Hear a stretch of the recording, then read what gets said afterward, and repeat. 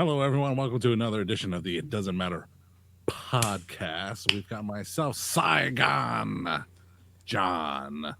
You may also know me as Strapfax. And we also have... The Dominican Dream, baby. This is Papi Platano. There he is. And we have... I am the Notorious One. I am Dom. Boom.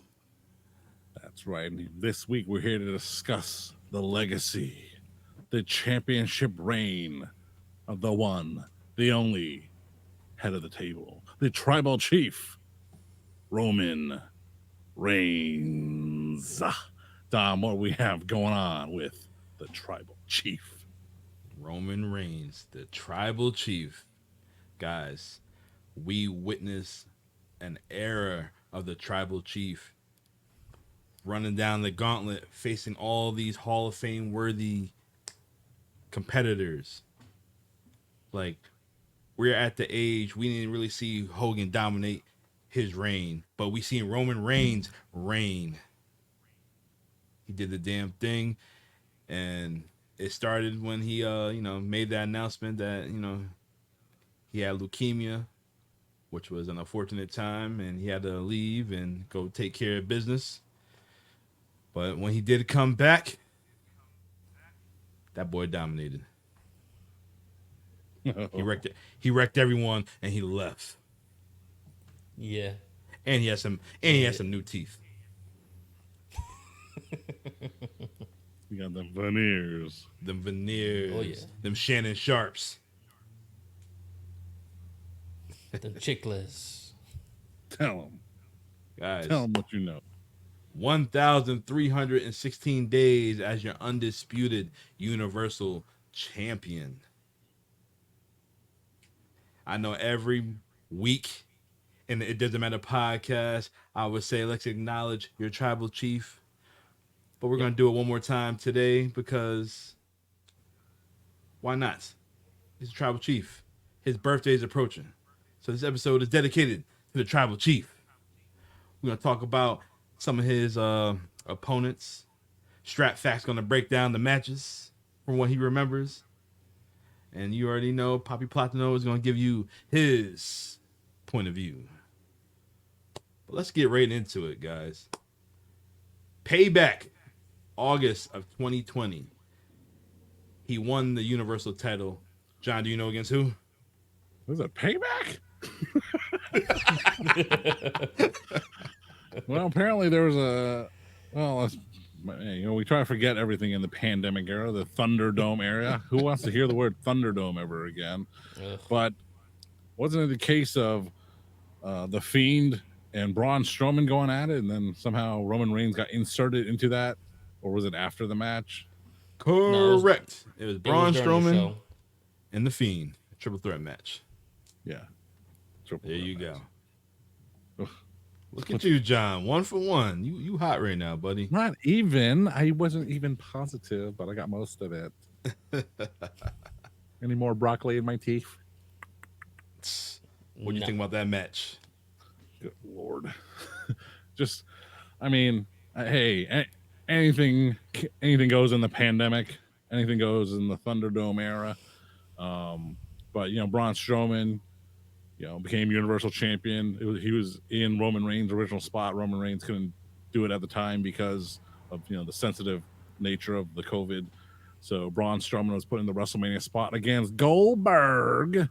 And Goldberg apparently liked him, allegedly. So he let him basically squash him at the WrestleMania Thunderdome, or PC, rather. And Braun Strowman had probably one of the worst championship reigns ever. His highlight being a title defense against The Miz and Morrison.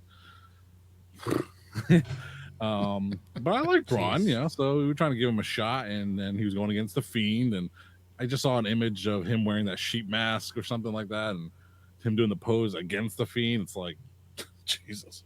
And then they had this. Was that a gimmick match? They're all gimmick matches. The House of Horrors, I think it was, or something like Yeah, that. it was. Yeah, Now, didn't was somebody he- get he was- didn't get somebody get reincarnated or something like that? Oh my Yeah, his the black sheep part. So I guess he was looking for Bray everywhere, couldn't find him, goes to the Lake of Isles, yeah. Foxwoods. So basically, Bray's character pulls him into the river or the lake, and then he gets reincarnated. Just it was crazy. It was trying to be something like what the House Hardy does, but it didn't go with what we were probably looking at. Yeah, they've had other iterations of something similar to that with the Boneyard match, or if they went that way, it would have maybe made more sense. But it was almost like a horror movie. You weren't really watching the match. A cinematic match. I can't even call it a match, really. He had a few things in there. Let's not try to revisit it too closely. Yeah. But Roman Reigns just I don't know, just came back out of nowhere, and he immediately made an association with Paul Heyman. So, really stamping his turn as a heel, after being a stubborn babyface for so long, something John Cena never could do. So there's a new era beginning for Roman Reigns, and no one really knew how it was going to start off. But, if you're Randy Orton, you just retweeted a nice picture pointing out his veneers. So, who knew where the title reign would go at the time? But yeah, Roman Reigns in a triple threat match with the Fiend and Brawny the Strowman. I don't think he was being stubborn to be a heel. I think that was Vince's call. He wanted to push him to be that guy, so right. It wasn't happening. But unfortunately, when he had his leukemia and he was gone for how long was he gone for? Like 8 months or so? No, less than that. He's gone from around 6 October of 2018, September, October 2018 to about March of 2019. Was it March? I thought he was in February. Well, he came back. He came back for WrestleMania at MetLife. Okay, that's why I remember. Well, it doesn't matter. But anyways, squashing Drew McIntyre, and nobody wanted to see that. Yeah. Well, anyways, no one wanted to boo him. It took time, and it was a work in progress. But it was still no fans at the time, so we really didn't know what we had if he was going to be that top heel per se, because of the fans and the pandemic. So he wasn't a heel? He wasn't everybody was on the screen. Now he just came back. It was like, Michael Cole could do what's best for him, but there's just no fans in the building at the time, so it was kind of on the rough side. Yes. All right, but his next title defense, Clash of the Champions against Jey Uso. So soon. Well, his first title defense against Jey Uso, yeah. It was real soon. It's not, I mean, even right now, that wasn't really something that interested me then. I mean, Jey Uso, of course, right now is very over, the premier babyface on the Raw brand. But at the time, he was just, he was just one half of a tag team, and his partner was injured. So, I mean, they did build up a big story, and this is where main event Jey Uso came from. But kind of like a new beginning. It isn't always the cleanest thing. But yeah, I just, like I said, a lot of things during the pandemic era, you couldn't really be truly invested in, and I just wasn't invested in any of this early stuff in Roman's title reign. Well, this is a good way to build up and coming potential main eventers, So we got main event Jey Uso, but do you know how Roman won right here? Yes, I do. He was choking him out, and then his brother threw in the towel because he told him, "Hey, he's had enough. You're the tribal chief," because they were fighting for supremacy of who was going to be the one control of the tribe, basically the family. Correct. Big brother Jimmy saved the day. Yeah, this story I actually like because it ties in kind of like how my family is. I'm the oldest cousin, and we meet up for some reason. We have our little beefs like any cousins were when we were younger, but it seems like the oldest cousins or the guys that's always being so successful is always looking out for the other ones. Like, hey, how you doing? What are you doing in life? Hey, how can I bring you up? And some guys aren't like that. When it comes to family, there are some dysfunctional ones, but this one, I liked it just because it had a hierarchy of who is gonna be the one taking care of the family and who's not at that level. So it for me, I liked the story, even though it was that whole pandemic era, and I was like, is this gonna work? And it caught my eye. All right. Well, our next match, his next title defense, is in Hell in a Cell against Jey Uso again. Roman beat his ass again. Was this the one where he? Not Roman beat his ass again, and this is when Jimmy came out. He was trying to stop Roman from beating him. Wasn't he beating him with like the kendo stick or something like that? He was whooping him with something. I can't forget. I don't remember what foreign object it was, but yeah, he's like, "We're family, we're family." He's crying and whatnot. Next thing you know, I believe that's after the match. I think that's when his uncle and his dad came out and they put the chili peppers on his neck. The, I really didn't. Oh I didn't like that necklace, man, or whatever. it's called the Alafalu. Gesundheit. It just looked really. I don't know. It looked really fake to me, but when they zoomed in and you looked really closely, yeah, it did look nicer, but from a distance, it just looked really silly to me. So I never really didn't. It wasn't over for me, brother. Oh, there it is. His all his opponent's ears dipped in cherry. So wait, wasn't the Hell in the Cell match an I Quit match instead? That's when when his brother actually protected him, or was it the previous match before? Damn, a gimmick match with a gimmick. That's crazy. It wouldn't surprise me. Strap. A no holds barred tuxedo match. Harvey Whippleman and Howard Finkel. And Tori Wilson. No idea. All right, yeah, it's my brain is like poof around this era. We have to relive the pandemic. Oh, No. God, no. Okay, Somebody vote on it. Somebody write on the IDM page that we want pandemic shows. Oh God, Dante, don't you dare! who cut All off his right. message? We want the pandemic. All right, so our next match, Survivor Series, Drew McIntyre. Strap, what you remember about this?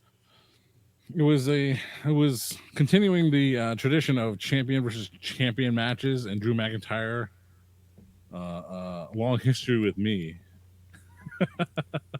But yeah, like Drew McIntyre killing it as the WWE champion, and oh my god, I can't tell if he's on top or if I am.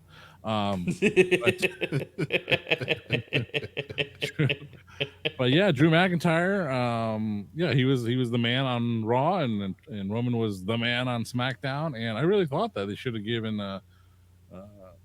Drew McIntyre the bump here, but that's how much they were so still invested in Roman Reigns that they gave him the win over Drew, which, you know, Roman gonna Roman, I guess. It makes sense in the end, but at the time, I really thought, hey, you know, it should have been Drew, but Yeah, Roman That's won. good that you said that. So far, he beat Braun, Bray, Jey Uso twice.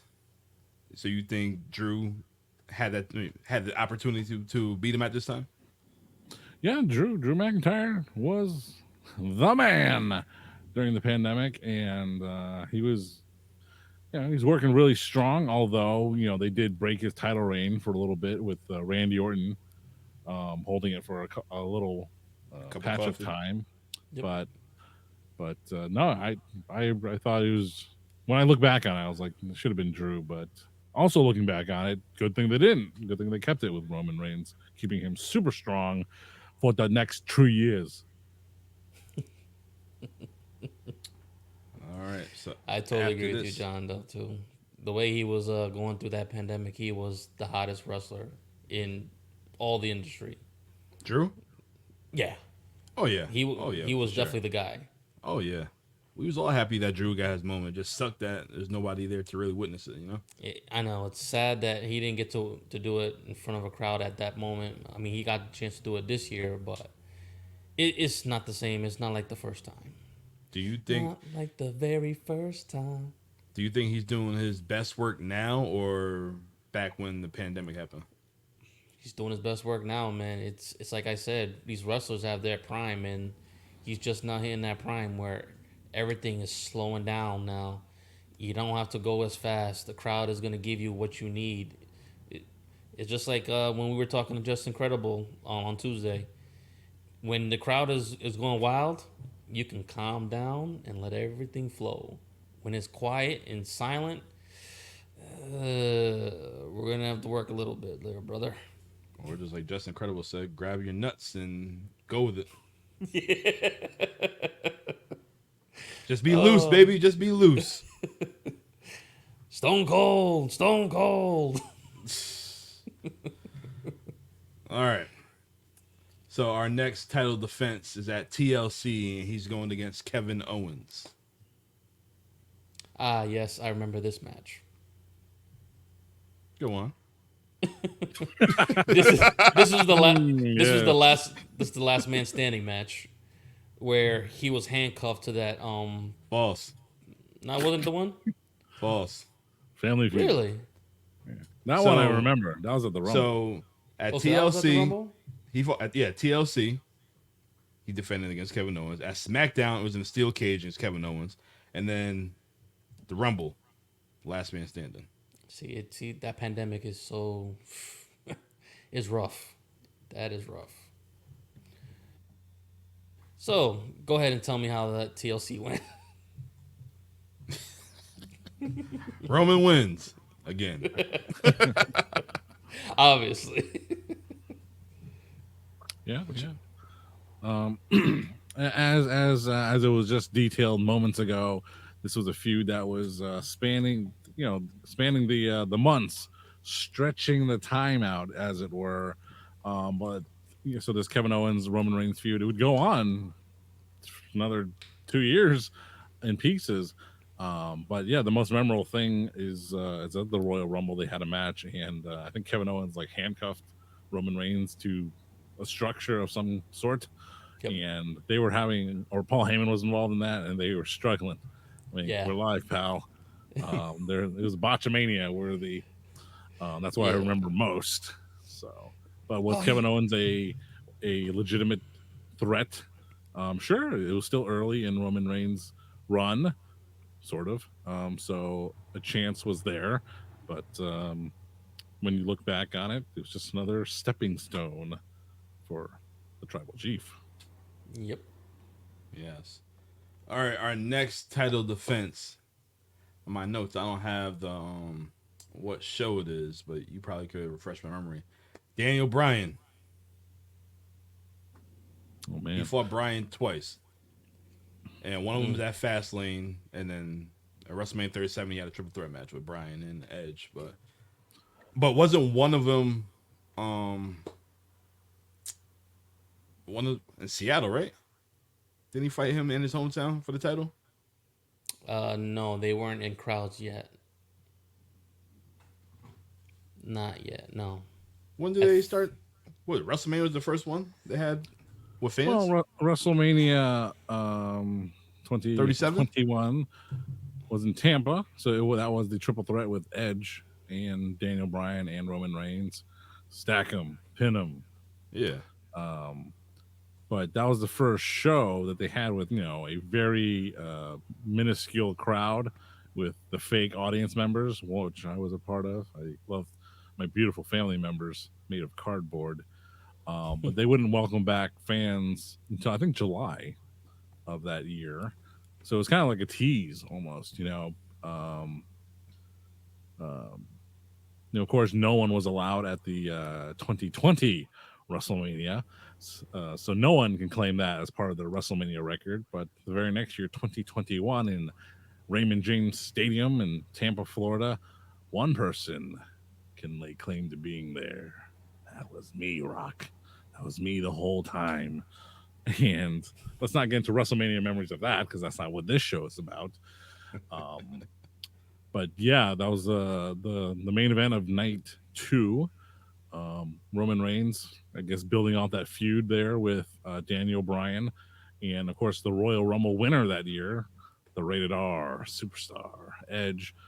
That was kind of a weird thing. I mean, it's unfortunate. Edge had his big comeback, then the pandemic stunted it. He came back to the pandemic WrestleMania in a terrible showing with Randy Orton in that hour-long last man standing match.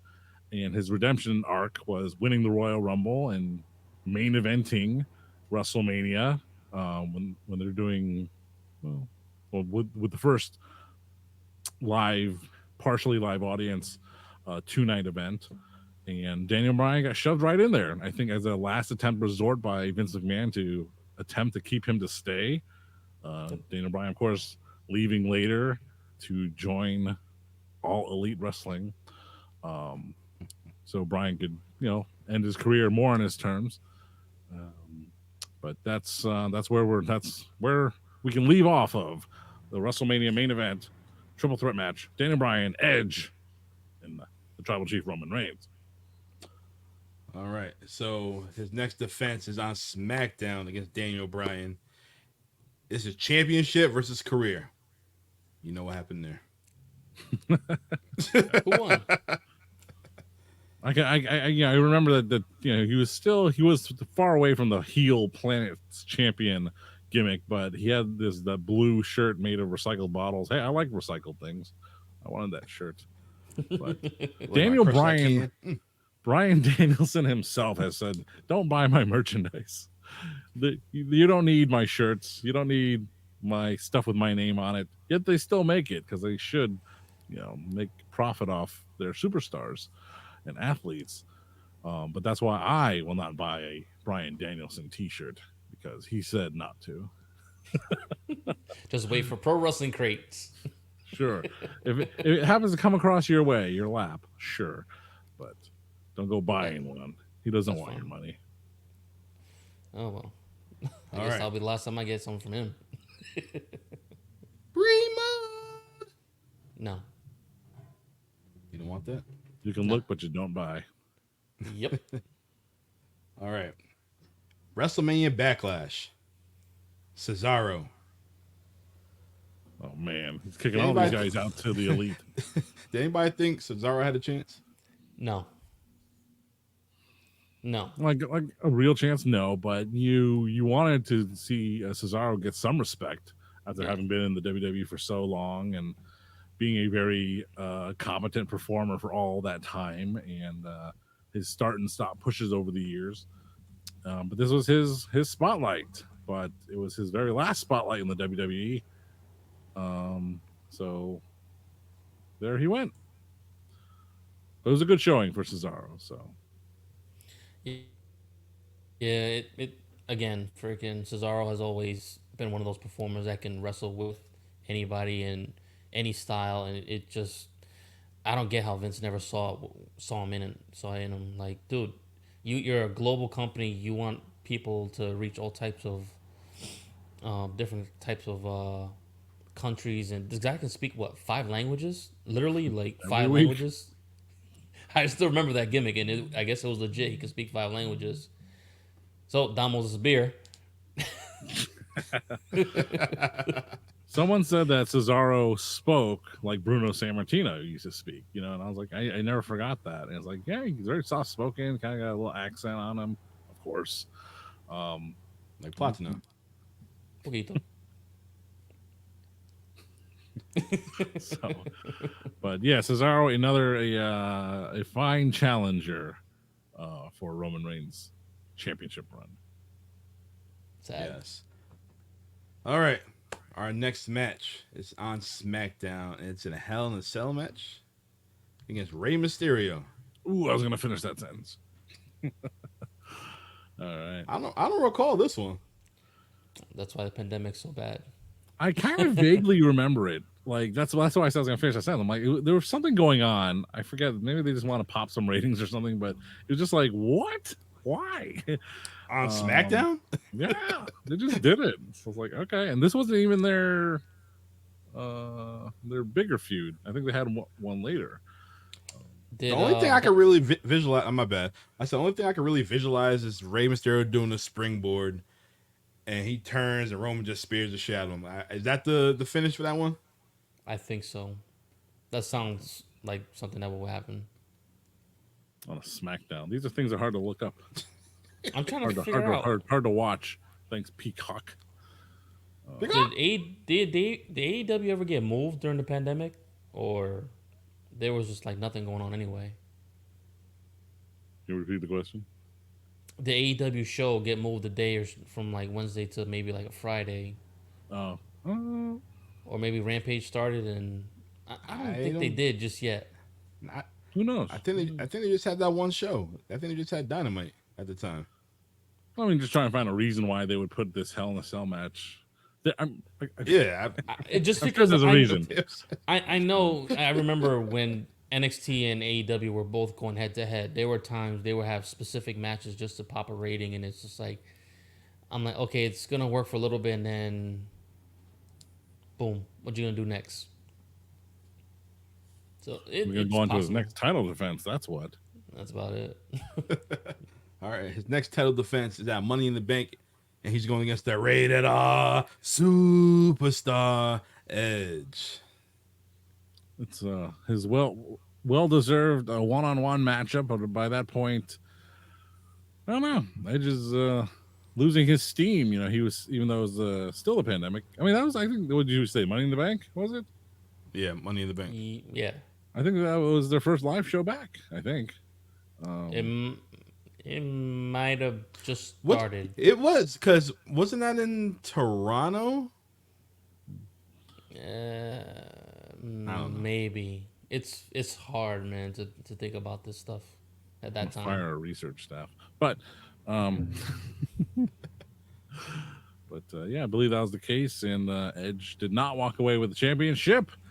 So there we go. I'm about to look it up right now. Oh yeah. So Money in the Bank, 2021. Such a long time Let's ago. see. It's crazy. 3 years. Oh, ago. I'm way off. They fought in Fort Worth, Texas. Oh, July wow. 18th, 2021. Stone's throw from Toronto. Oh yeah. All right, but here we go. If Superman threw it. That's perfect, because our next match is at SummerSlam, and this is where things got pretty fun, and he possibly could have lost the title, but we know he didn't.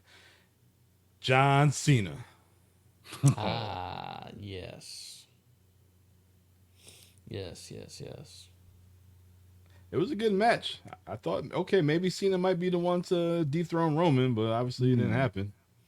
Is this when he was when the hell was it? I think this is when he tried to cut a promo on him, and Roman actually had a good retort to it compared to the last time he did that, and he just couldn't. He didn't have anything because obviously Vince. He's like, here's this dog food. You're the big dog.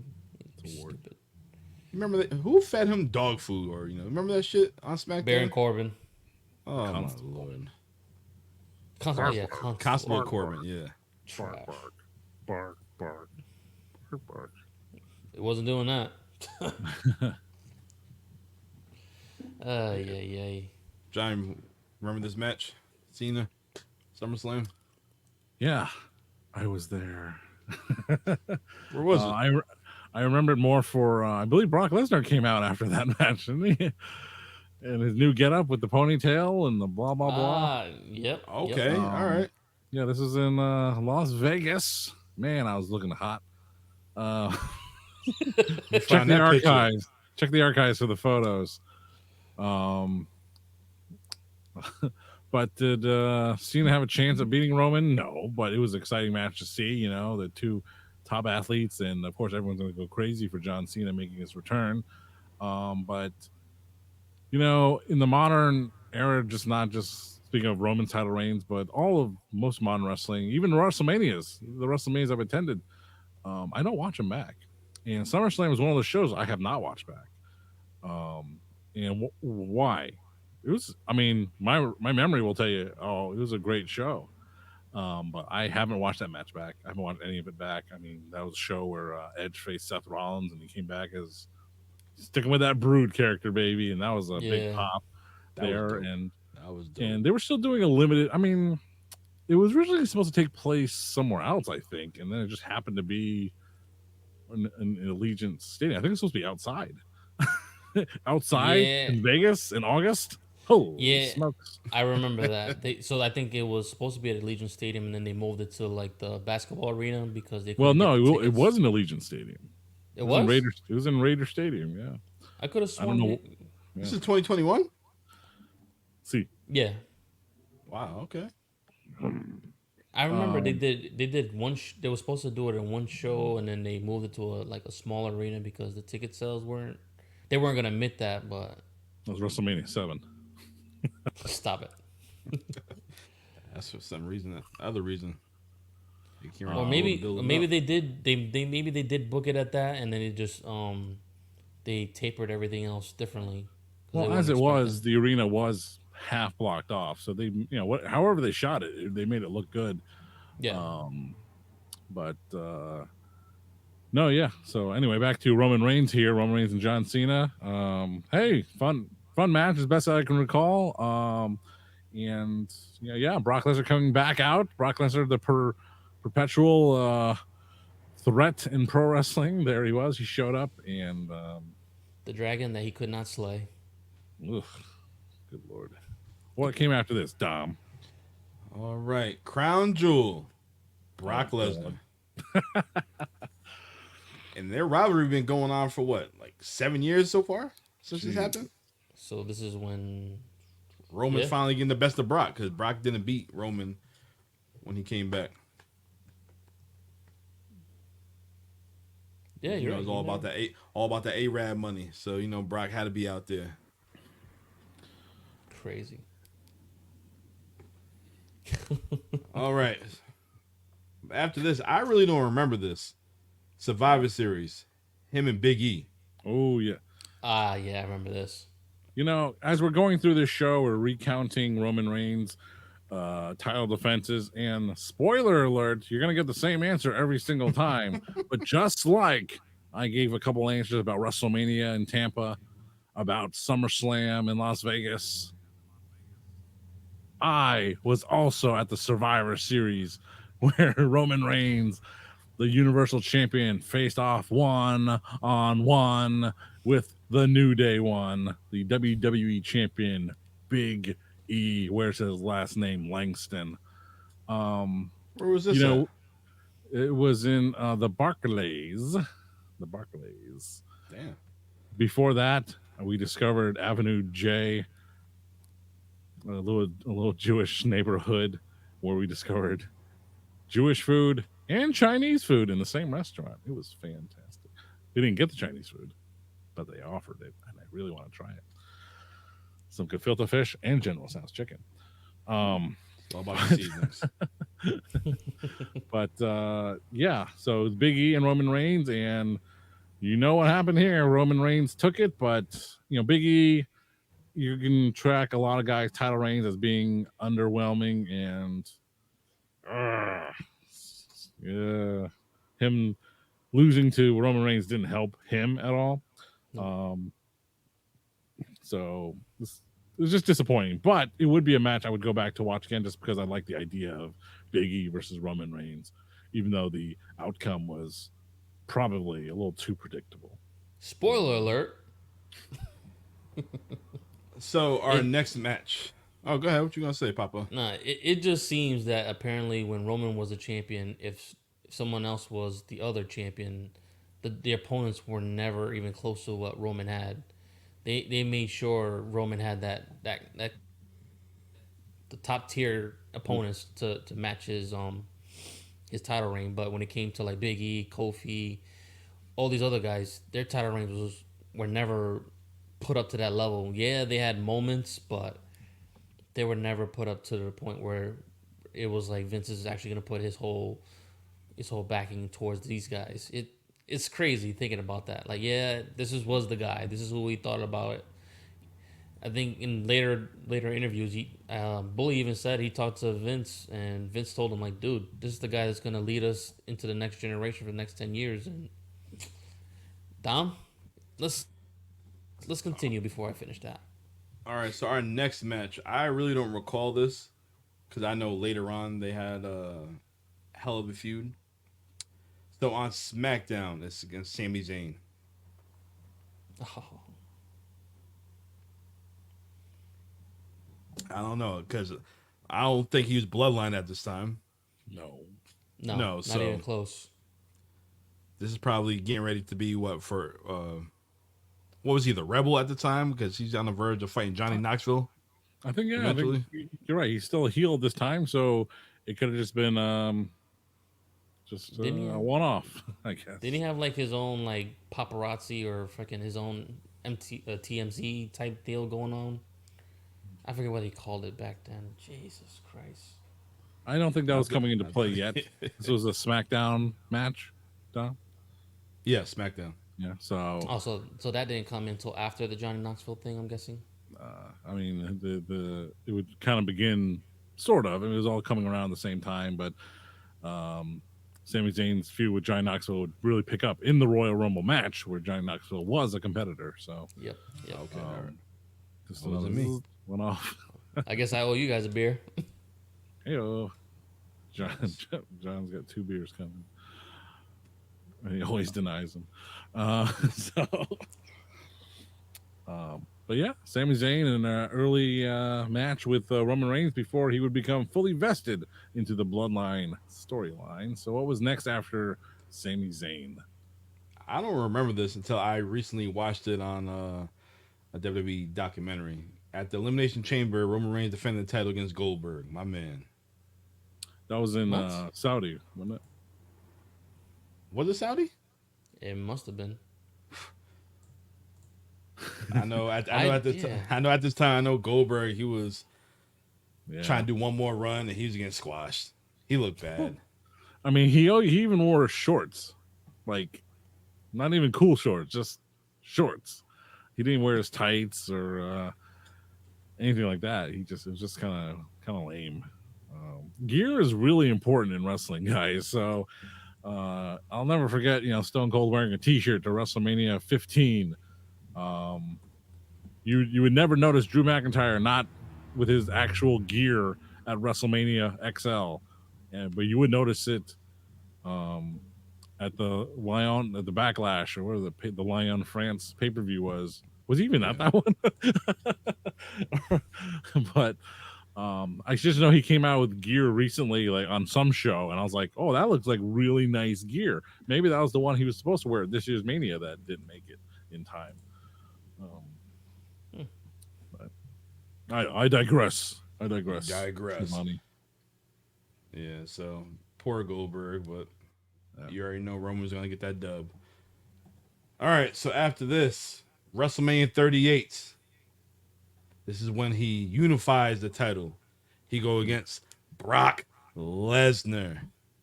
You already know what happened. Now, Platano and I, we were there. Strap, were you there? I was there. We was all there. That's right. Down in Dallas, home of the Cowgirls. Down in the upper decks, and then the middle decks, then the big dicks. Okay. That was night 2, right? Night 2. That was night 2. It was the biggest match of all time, and it lasted 12 minutes.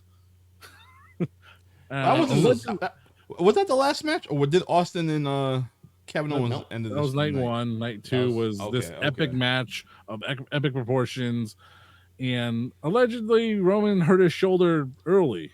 Was it a shoot? Who knows? But this did not live up to the hype of being one of the biggest match in pro wrestling history. So it's very sour on it, especially considering all the other matches they've had over time. I mean, what else can you do? They fought, as you mentioned, in Saudi the previous fall. They've wrestled at New Orleans at WrestleMania. They've fought at the Santa Clara WrestleMania and in the 4-way at SummerSlam at the Barclays. That was a good one. Yep. And so what could you do this time? Well, it was just too damn short for the hype they gave to it. So let's just say the real main event of that weekend, of course, was Stone Cold and Kevin Owens. So, That was that the night that Cody came back to yes, WWE? no, weekend at least. Yeah, Same weekend. Yep. Because it was night 1 with Seth. and the infamous Johnny Knoxville and Sami Zayn match. I still ain't watched this whole show back in entirety, even though we was there. But I did watch that Sami Zayn and Johnny Knoxville because you pointed it out. It was a bet. We had to. Was it a bet? Yep. Yeah, I had to watch Logan Paul and Roman Reigns. Yes, and we got. Hey, where's that match in this? That's coming it's up. coming. I guess. All right, so last week I made an estimate. I said, "Oh, Roman had about 25 matches." Nah, he had 32 matches, 32 title reigns. And right now we are at number 20, about to get on number 21. So his next championship match is on SmackDown, and he's going against Matt Riddle, bro. It was actually a pretty decent match, except for that. Oh, that was Matt Riddle just coming on that little scooter. Yeah. Did you guys think Riddle had a chance? He had probably one of the more logistic. Well, Jesus Christ, Matt, calm down. He probably had one of the more legitimate matches that seemed like he had a chance, but I don't think Vince was actually going to back up his. He kind of reminded him so much of RVD, so maybe he didn't feel that he could have done it, but in real life, Matt Riddle would have beat his ass. I liked it. I liked Riddle as a challenger as much as I liked Cesaro as the challenger in the same time frame the previous year. It was just nice to see. How realistic was the title going to change? Probably not, but it was nice to see a truly fresh face in the title picture. So it was more memorable than a one-off with Sami Zayn in December on SmackDown. Now, was Randy hurt at this time? This is when he hurt his neck or his shoulder again? Oh yeah. Yeah, that's when the bloodline took him out. Yeah. Jeez, that's when they unified the tag titles. Oh God. So that's probably what it was. It was probably meant for Randy, right, and then old injuries will fucking come over. So. Yeah, if you watch the A&E biography, Randy had that injury since 2010. That's man, lingering injuries. Yeah. So at this point, we already did 21 matches of Roman Reigns, and blackjack. You probably had maybe 2 guys that possibly had a chance of taking the title if you want to do something with them, but it didn't happen. And them 2 guys would have been Drew McIntyre and Kevin Owens. Maybe nobody thought nobody thought Edge was gonna win. No. Cena. I look forward to the Cena match, but nobody thought he was gonna beat Roman. But we didn't really make it a big thing at this time. Yeah, they probably announced Roman is such and such days as champion, whatever. But they didn't even do that at that time yet. I don't think they really acknowledged like that at the time. No, he wasn't doing the acknowledged thing until about his maybe I want to say around Survivor Series this year. So I think that's when he found that character by happenstance. But what's the next defense? The next defense, I was there. SummerSlam, Brock Lesnar in the last man standing match. And that shit was dope. Down in Nashville, Tennessee. And the significant thing about this, Brock came out with that damn tractor trailer and he lifted up the ring. You never seen no shit like that. You never would expect anything like that. Cowboy Brock having fun. And he just hopped the top rope like nothing. I do recall when they were making the announcement and Brock threw the mic and Roman just caught it like nothing. Yep. That shit was dope. That's because Roman Reigns is a true athlete and John Cena is trash. Couldn't wrestle his way out of a paper bag. You can't duplicate that, man. I don't even think you could have predicted that, timed it. There's no way. No way. And there was a like an Instagram reel or some sort, where they showed the two, like Brock Lesnar threw a microphone at John Cena. He tried to catch it, but he just swatted it off, and no one gave too any more thoughts to it. But Roman catching it, it's something Brock Lesnar must have that was something he wanted to do. And Roman being the true athlete that he is, Roman, he didn't even sell it. Shouldn't have even winked. He did. He winked. He winked them like, "Yeah, I got it." Shouldn't have. It added to the character. Like, yep, that's why I'm the tribal chief. This is the final match between Roman and Brock right here. This is the final match between these two? Is the final match between these two. Yep. That was it. Why do I feel... Oh, no, yep. I know why. Yep. Never mind. I'm going to take a baseball bat to an Acura. Yeah, an interesting factoid. The last Roman and Brock one-on-one. I mean, Dom, you were there, so you had a different perspective. I didn't like it. I thought it was ridiculous as hell. I hated it. I thought it was stupid. So stupid. But, another thing I haven't gone back to watch, but I'll remember it. I remember that SummerSlam more for being the debut of Damage Control to WWE. Yep. Yep. Oh, boy. All right. So after this, we got Clash at the Castle with Drew McIntyre. Oh, my God. In his hometown or home country. And I thought, okay, maybe this might be the one. Maybe Drew might get him this time around. That crowd at was home rocking. Oh, man. That crowd was going nuts. Bloodline tried to interfere, and it wasn't happening. Drew was still doing the damn thing. But we have somebody get called up, another family member from NXT, Solo. We get the debut of Solo. He interfered. Roman with the win. Spike. Oof. Oh, man. How you lose at home like that? Hey, it's WWE. Oh, we're home? Take the L. And the crazy thing is, later on this month, they're back in Scotland, wherever Drew's from. So he better not lose again. Like, you can't lose two in a row, bro. Glasgow? Yeah, Glasgow. Is he going against Damian? Yeah, watch the King of the Ring to find out. Yeah, it's true. I gotta watch that. Yeah, Clash of the Castle. You're right. Yeah, the one of the more credible opponents. I think they already had something lined up for the next year's WrestleMania. I think they already had something lined up. So you were thinking the rumors of The Rock were always swirling around, and I think it was someone believed him. Like, it's L.A.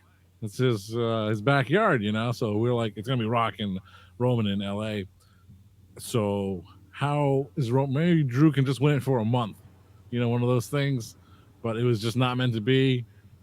Give credit to the staff for making sure Roman kept the title, kept the championship reign strong. But yeah, this was a real legitimate threat to the title, and it also introduced Solo Sikoa as a new member of the faction. Yes, the bloodline. Yes, the bloodline. All right. So after this, we get Crown Jewel, Logan Paul. Here you go, John. Break it down. Logan Paul, every jabroni's favorite wrestler. The match was built around one thing, and one thing only. I think Dominic Toretto is on Vauxhall Street. Not one lucky punch from Logan Paul. Built around one move, one finishing maneuver. That's it. I mean, okay. But yeah, Logan Paul, he was just a challenger for, and that's what we're doing. We're going through challengers. We're beating guys, stacking them, pinning them. And why not do one with Logan Paul? Did he have a shot? Of course he had a shot. Everyone has a chance. Everyone has an opportunity. Everyone has one lucky shot at it. But he did not succeed. And Roman Reigns, again, walks away the winner. But this one I did not feel mad, sad, or bad, or glad. But maybe glad. Because Logan Paul, you're no friend of mine. Yeah, it was a good ass match. I'll never forget. It was on a Saturday. It was like maybe like a 1, 2 o'clock in the afternoon Eastern time show, and I think Abel's at work. I'm watching this shit. I'm like, yo, you need to hear me get home and watch this shit. Yeah. John's like, John, no, I'm not watching it. John, you need to watch it. You need to watch this match. This is a good ass match. Well, It was an entertaining match. Here's what happened. I was at work, and sometimes there's some downtime at work, and I was watching the show, and I put it on pause because I put the show on pause because I had to go do work, amongst the quiet times, and it was one of those. It was live, like streaming live. So, but by the time I got back to it, I played the show through, and it had been so long that the show just cut off, and Peacock was not so quick to put the replay up. So that's why it took me so long to watch the match, because I was like, you know what, the only match I missed was this one, and well, guess what, the finish is already. I didn't even know it, but I did know it, like we all know it. We knew what the finish was going to be, and I was like, I'm not really interested in the match anyway, so I just skipped it until I was challenged on this very podcast by certain Logan Paul fanboys to watch it in exchange. Who's a fanboy? Y'all. I'm not a Logan Paul fanboy. I'm not a fan. I just like the man's work. Well, you made me watch the match. I was shocked. Who made me watch that match when I didn't want to? Dom. Yeah, hey, right next to you, Abel. You made me watch Johnny Knoxville. Yeah, that was the exchange. That was great. That was the exchange. So there you go. All right, we can do that with some pandemic shows. God, no. Pass. Yeah. Dante, I swear to God. I know where you live. And I don't even need to drive over there. I'll walk. If you need a ride, head to Town Fair Tire, apparently where they're having a race right now. Yes. All right. Our next show is the Royal Rumble. He's going against Kevin Owens. And you were there. Weren't you? What'd you say? Royal Rumble. Kevin Owens? Again? No, not this one. I was not at this one. So the following year. Okay. Yeah, so this is the getting to the peak oosiness of Sami Zayn in the bloodline. And Sami Zayn was at I wish I had the fancy terminology here, but he was at a point where he had to choose between his on and off BFF Kevin Owens or his loyalty to the tribal chief and the bloodline. And this is this is the Royal Rumble. This is the show it happened. This is where it all came crashing down, and they're about to beat one on Kevin Owens, and Sami Zayn just didn't want it to happen, and Sami Zayn got laid the smacketh down on his candy ass. Well, we know who won the Royal Rumble. Who? The American Nightmare, Cody Rhodes. Yes, he did. But next match, Elimination Chamber in Montreal. The hometown boy, or Quebec, whatever. Sami Zayn. Another show. They was hot. Them boys was hot. I was like, oh, he might be able to do it. Yeah, the way we all want to Sami. We all want Sami to win. All you really have to do is go back to the terrible audio and visual days of the It Doesn't Matter podcast to hear the preview and the fallout of this very match and pay-per-view, because we're all taking predictions on Sami Zayn winning the championship in his hometown and then not seeing him win the championship in his hometown and the fallout after that. But that's one thing I remember from that event, that match, is that it was the beginning of this very podcast. Yep. Yeah, that was February. Oh man, that's probably like episode 1, 2, or 3. Yeah, not the one we filmed 5 times. We upgraded. We came a long way. Hey, we got ways to go. Yeah. Yes. We got to hit 100, baby. Oh boy. We will. We already at like almost 80 episodes. Yeah. Yeah, Room. damn it, Dom. That wasn't me. Not that one. Toretto. For those that have Goddamn. no All idea right. what's going on, we live at homes, people, and we live at homes with long, lengthy streets and a bunch of J Brones who like to steal VCRs, TVs, and DVD players. They're I just was wondering. hanging out at the local shopping centers, and they're interfering with the I knew I podcast. heard a freaking tractor trailer back here too. Talking about Big Daddy Cool Diesel. Toot, toot. Or you just see a bunch of cardboard boxes on the side of a street in New Haven, and wonder where the Foot Clan are. Oh boy! Oh my God! Oh. In case y'all even forgot. he's saying like, stop it. This is the kind of girl guy. But I love him so much. And this is the picture. I love him so All much. right. He's so awesome. All right. Let's go to Hollywood. WrestleMania 39. Strap, you were there. Abel was asleep. Yep. Roman Reigns versus Cody Rhodes. Let's hear your take one more time for the people that don't know. Let's go swinging. Yeah, this was supposed to be it. Cody Rhodes came back to the WWE because this is where he wanted to be. This is where his daddy Dusty Rhodes did not become WWE champion, but Cody Rhodes could, and he was here to win the title and do all the things that he wanted to do as WWE champion. And the stage was set, but it was not meant to be, as Roman Reigns, with heavy interference, defeated the aspiring Cody Rhodes and disappointing many. However, as I was sitting in the crowd there, I was not one of those Cody cry babies. There was no such thing at that time. You shut your mouth. But but I wasn't terribly. I mean, everyone thought Cody should win at that time, and with hindsight, they were better off doing what they did. But Yes. what if Cody won it at the time? I think it would have worked just as well. You could have went either way with it, and that's how most storylines should be. And I think you should be good either way. But no, they decided to keep the feud going and have Cody finish it the following year, maybe.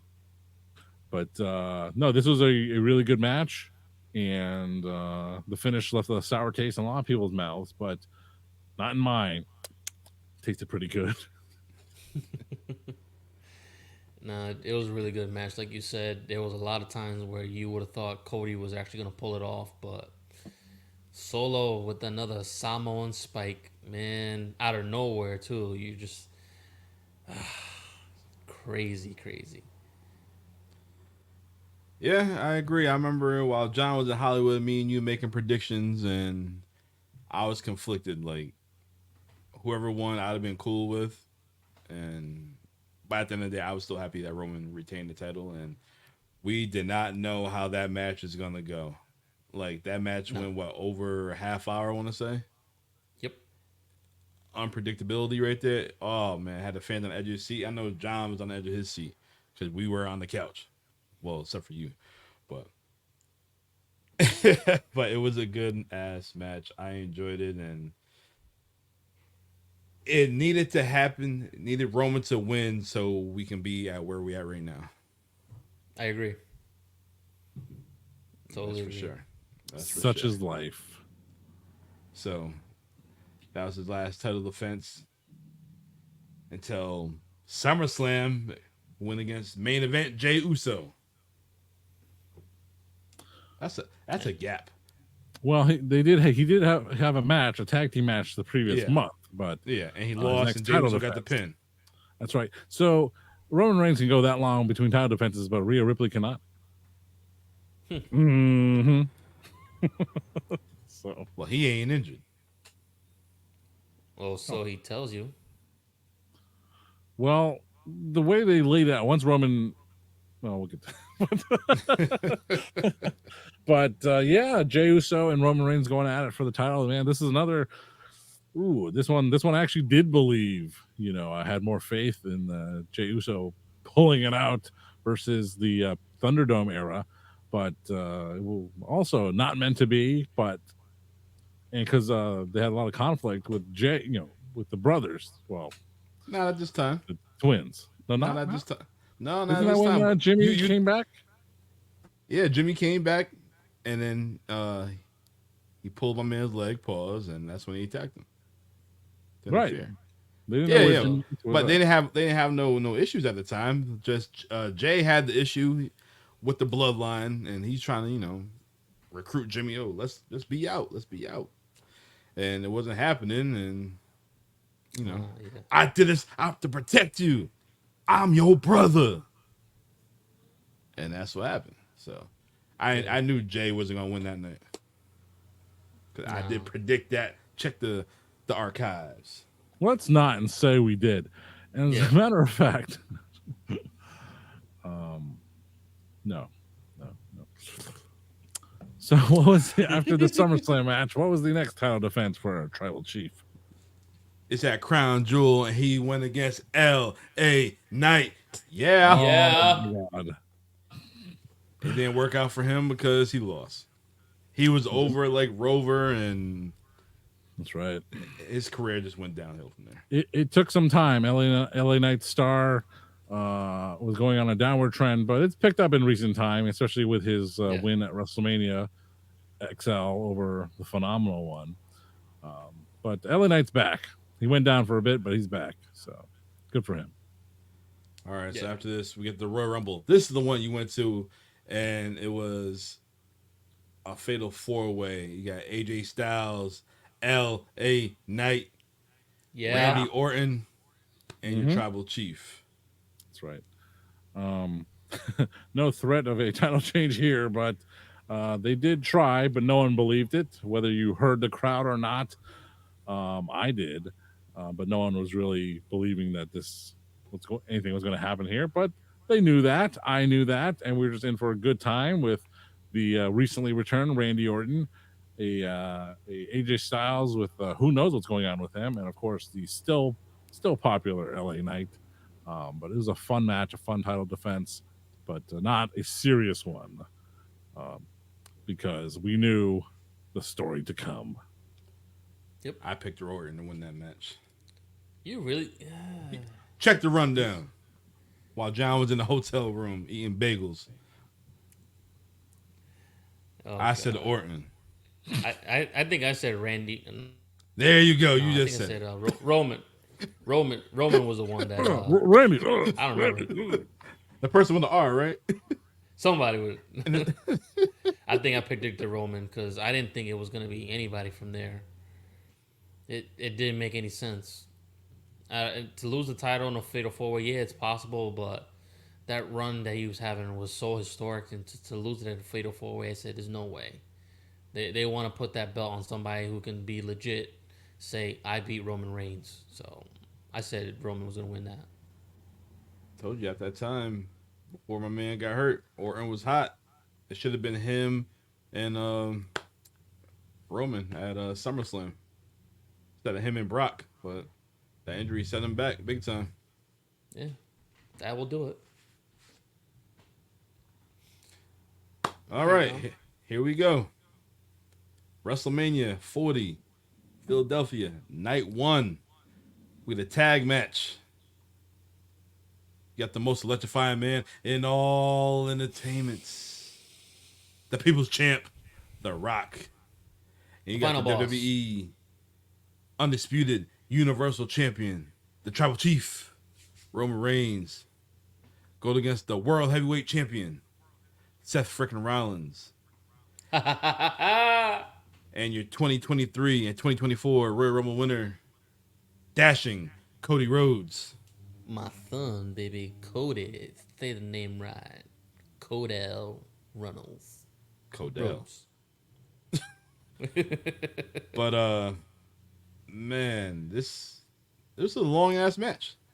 A long ass match. What, damn near 40 minutes? Long and cold. Yep. Yes. I don't know how that felt, but I had the heater on. Probably was asleep. No, I was up. I had a cat line. I remember watching this with Nikki. Shit, so emotional. Who, her or you? Me. What for? This was really emotional seeing Cody's return, man. Just like coming back from AEW and his whole story. Never actually winning the title that his dad never got. So it was good. You felt that way night one? No, night two. We talking about night one. I thought you were talking about night two. My bad. I said Cody returned. We seen him at WrestleMania 39 and 38. My bad. I'm tired. I had a long day. Shit. Yeah, but that tag team. Hey, we're live, pal. Yeah. we are. Can I smoke a cigarette? No. Go ahead. But you can't abuse that, man. But that don't do that. That night one match, it was dope. Ended up getting bloodline rules, which was expected, but we knew it was Cody's time. Everybody knew it. Yeah. He ran his course. Maybe. It was, it was to the point where like, all right, enough. if Roman continues, he has no choice but to break Hogan's record. He had to. But if Cody loses, you can't. If Cody loses, all right, you're going right back to the bottom of the barrel. You can't. And that's where you shoot the fish.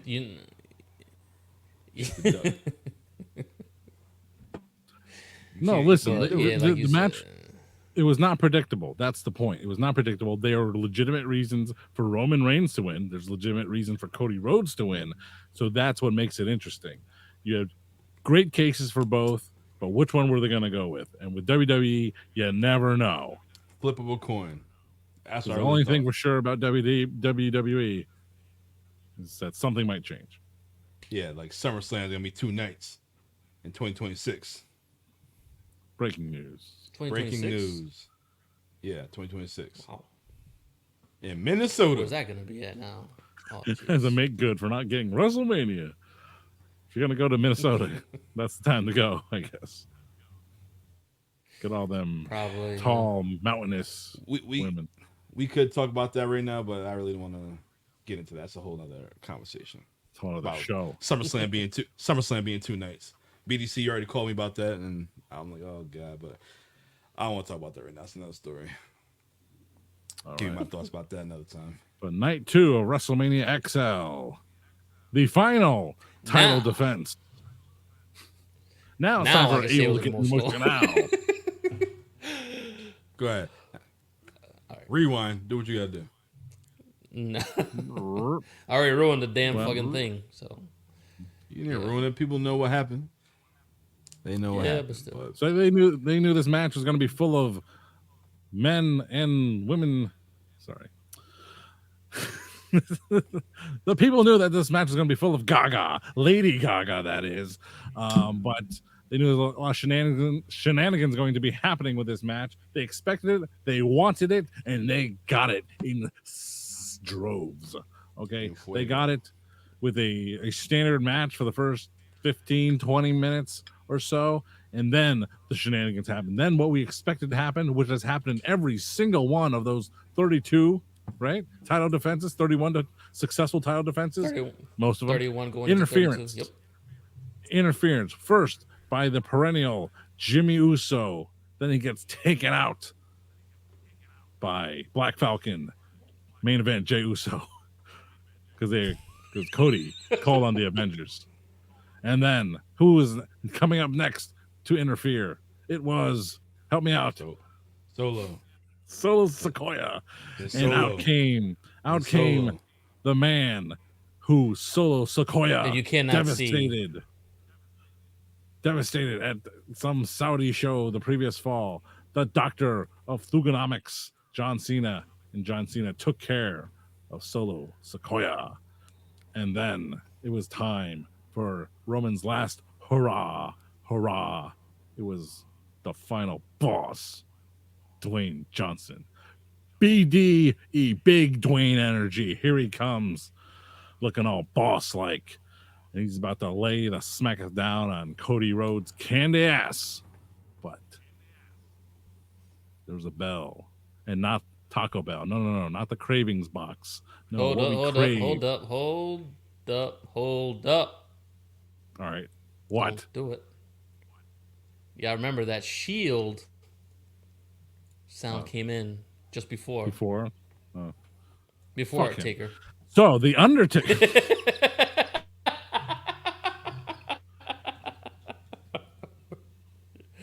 So Seth I kid you Rollins, not, man. I swear to God, I thought John Moxley was gonna show up. I don't know why anyone thought that. I don't know why. I told I don't you know. he's under contract, man. I don't know. I know, but Tony Khan doesn't give a shit. He's like, hey, fuck it. He does Good give night. a shit. He's Have it. tired of fucking with the WWE guys. Anyway, so you're right. Yes, before that, because I didn't remember it, the Shield music hits, and in a moment that they played back many times to remind us of Seth Rollins saying that I will be your Shield, and Seth Rollins' history of messing with Roman Reigns' psyche. Here he comes. He gets doesn't he get knocked out immediately? I haven't watched his match back. Yeah. So all I know is the behind this the crowd shots, the camera footage from fans of Seth rolling I into the just forget ring if it and then was- getting stomped out. Yeah, he got knocked out. I guess both his it- legs went out, man. He got what, double quads Okay. injury, some shit. But he wasn't over. He wasn't done at that point. He did come back a little bit later, right? He was just out. he was just lingering around. No, because Yeah, that he led, did- he that did- led directly no, he to the was around finish, there. right? He came after the Yep. Undertaker shit. Seth Rollins back up to get that one last chair shot, which then Oh led yeah, to yeah. Okay, Cody okay. Rhodes. So okay. Yeah, because try he this was over again, guys. Roman was That- trying to that boy was debate: hobbling. should I take out Cody? Should I take out Seth? But right before that, the whole Yeah. Undertaker schmoz happened with The Rock. So Caught me off guard. I was not expecting that. caught me off guard, ruined my whole momentum. But you were right. I forgot that part. So never mind. Damn So right. Cody your Rhodes won the back. title. Yes, the American Stump Nightmare good, wins stump. the title. It was good. It was good. It was a great reign for Roman Reigns, your tribal chief. So Probably one of the greatest reigns of all times. we'll never see it again. We'll never see another reign like that again. I will take all of Bret Hart's defenses over any of Roman Reigns. Really? I hold my Roman Reigns action That- figure.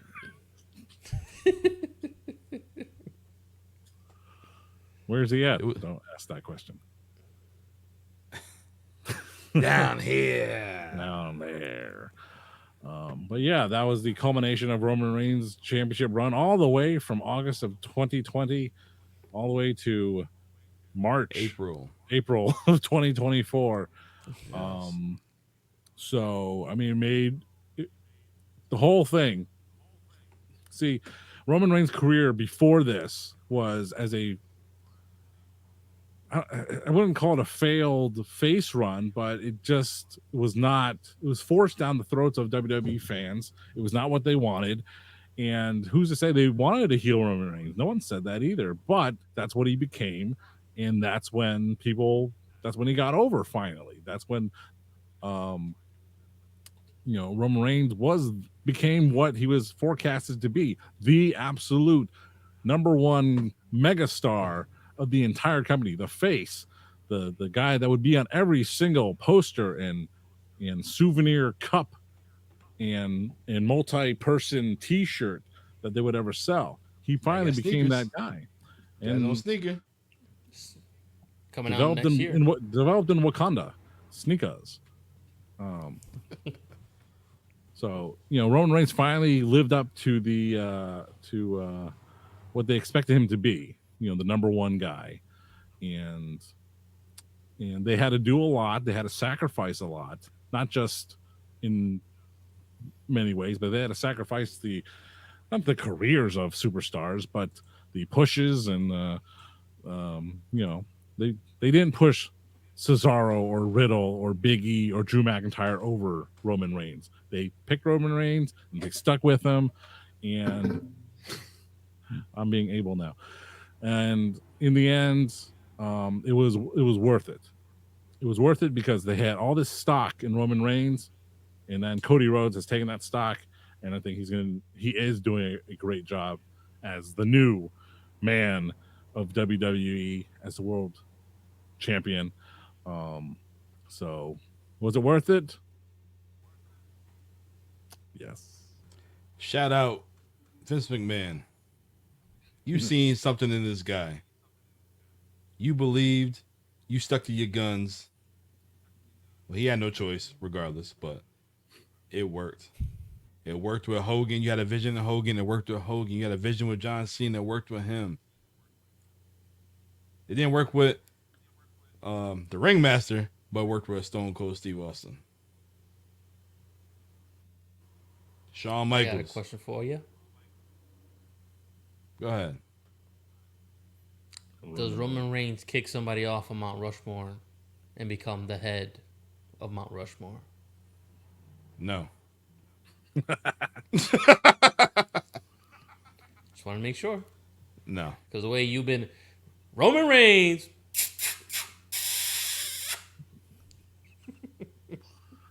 Hey. I do the same thing with Kenny Omega.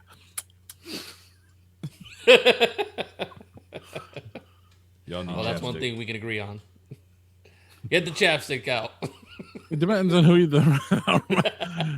If there's one thing Regal I don't like, it's chapped lips. But yeah, the Mount Rushmore pro wrestling, you will never eclipse the people we grew up watching. You won't. Yeah. You can't eclipse Hulk Hogan, Macho Man, Brett, Shawn, Rock and Austin. You can't. But for a new generation of pro wrestling fans, will they put Roman Reigns at the top of that? Yes, because they grew up with it. Yeah. And can you dispute it? No. You could try, but you won't, because it's a generational thing, and that's the way it's going to be. But for our generation, people of our age, could Roman Reigns be atop of a Mount Rushmore? For some people, yeah. But for Dom, no. For me, no. Abel, how about you? Not yet. No. No. So Not yet. Not Definitely never. Hall of Famer. Like, who knows? Yeah. definitely a Hall of Famer. But he's not. If you like John said, it's put him generational. as a, yeah, I say generational, but also I gotta also think about the business itself. Was he the guy that transcended the business? There's only a few guys that's ever done that. It's Hogan, so he got us all to the masses. Ric Flair is everywhere now. He's been a part of pop culture for years. Not in the bar. Yeah, stop it. Shush. Yeah, Shawn Michaels was the greatest greatest entertainer of all time, but was he ever that guy that if someone never watched wrestling, they'd be like, "Who's that guy?" Is Shawn ever mentioned as one of those guys like, "Oh, I watched wrestling because of Shawn, and I've never watched it"? No, I watched it because of Hogan, Flair. Cena, another guy. He's in that generational. He breaks the gap. He breaks all the barriers. And Roman Reigns, unfortunately, he's in that tier where he's the business. When you mention WWE, you mention Roman Reigns. He's the Hulk Hogan of this era. So, is he in our Mount Rushmore? No, you're not kicking bread off my Mount Rushmore, but he's gonna be there probably after everything's said and done. I doubt If you it. think about it, you're not going by just wrestling matches. I'm talking about breaking the gap from wrestling and going into Hollywood and all that. He's gonna be there. I doubt it. He might make that impact. I doubt it for a Mount Rushmore because I would put John Cena in my Mount Rushmore with Roman Reigns. Cena did more for the business than Roman Reigns itself. Roman Reigns, yes, That I he can definitely. had he had the record. It's cool. He had the big fight feel because I got hyped every week when they said, "Oh, Roman Reigns is gonna be appearing on SmackDown such and such night, whatever," and that's dope. That gives you that Hulk Hogan vibe, that feel. But it's just a whole different generation, like John said, and yeah, he's not gonna be my Rushmore. Mount Rushmore. For me, Hogan, Flair, Austin, and Undertaker. That's my Mount Rushmore right there. I can't even put Taker in because he's a different category. He's the one that built it. He's the creator. It's a crazy thing, I know. He can move mountains. He can move rocks. The Undertaker. He's in a league of his own. There you go. He's just up there by himself. Literally. him and his 20 Floating. gimmicks. Him and Floating King. because he's dead. Down here, they all float. Bloop, bloop. Yep. Okay. Oh, Lord. Well, this is the fun show about the Tribal Chief, Roman Reigns, and I might not say anything about him until he makes a return. So, get your glasses up. We gonna do it. John, don't put that empty bottle up there. It's full at the bottom. Just like your toilet. We're gonna take a shots for the Tribal Chief. You already took a shot at him. Yeah. You got me woozy. Woo! But that wraps up the month of May. June is approaching, and we have some interesting topics coming up. But I'm gonna leave that it's a surprise. But next week we're gonna talk about John's favorite wrestler of all time. He got a birthday coming up. Mick Foley. Mick Foley, who will be making a pit stop in Saugus, Massachusetts in the month of June. And You want to go? someone I know wants to go. And she's going to meet him while I sit outside twiddling my thumbs. Kowloon's, Massachusetts. Hell yeah, baby. Kowloon, where all the WWE superstars go after a show. He's going to talk about his anniversary of the infamous Hell in a Cell with the Dead Man. Mm-hmm. And spoiler alert, we will be talking about that in the month of June. Spoiler. There you go. There you go. That's all you're getting. That's all I'm saying for now. But Mick Foley next week. All right. Abel? I guess we're getting the wrap up, baby. Well, it's time to end the show. I am Papi Platano. I'm here with the Notorious One.